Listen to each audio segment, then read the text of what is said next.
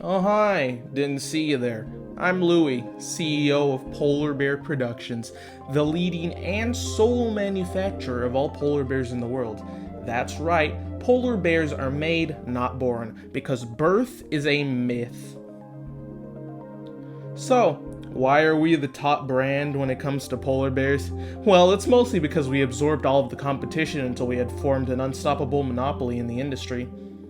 But it's also because of our state of the art polar bear model, jam packed with all the adaptations needed to survive the Arctic.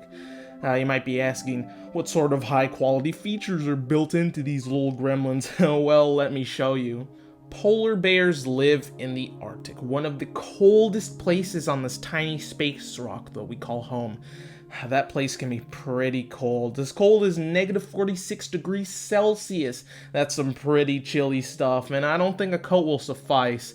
That's why we equip polar bears with everything they need to survive the frozen wasteland they inhabit. We give these guys not one, not five, but 2 layers of fur to avoid heat loss. And little fun fact, but they don't actually have white fur. Nope, 2 comfy layers of clear fur on their bodies. Make sure to remember that. Now, body fat is just another thing that's important for polar bears. Just like it was important for my firstborn daughter, born in 1905, who used hers as a bulletproof vest. That thick layer of body fat is yet another thing that keeps the polar bears warm. It also acts as an insulator for when they're in the water, because believe it or not, wet fur isn't a good insulator. Just ask my ex-wife that I met in 1905. She got frostbite after diving headfirst into freezing cold water. Unfortunately, that wet hair on her head did not keep it warm enough. Paws. Lots of mammals have them, except my dog, who lost his in the War of 1905. But anyways, polar bears have big paws, like maybe the size of a football field, but probably not that big, because that's way too big. They use said paws for swimming. Their front paws act like the paddles, and their back paws act like rudders. Reminds me of my old rowboat that I bought in 1905. Anyways, they have little bits of fur on the bottom of their paws, which allows them to grip onto the ice they live on, and so they don't slip around. They're bears, not people trying out the ice rink for the first time and trying to balance as they wobble around.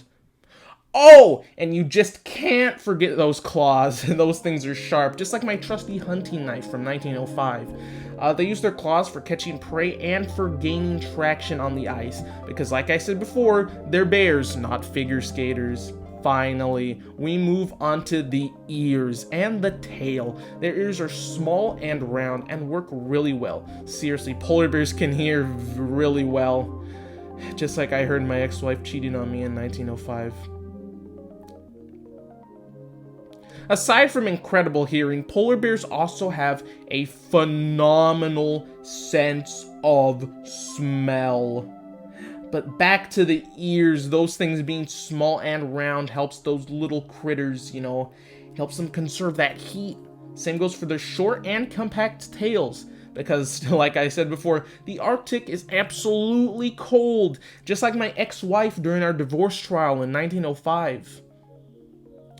But yeah, with the temperatures of their environment, these guys need all the warmth they can get. There is no such thing as overkill. Well, I hope you enjoyed this little look into how we make our polar bears here at Polar Bear Productions. It's a lot of hard work and assembly, but it's all worth it to be the leading and sole manufacturer of the Earth's polar bears. Now, if you'll excuse me, I'll be in my office formulating the solution to climate change, because it is seriously affecting sales. Bye!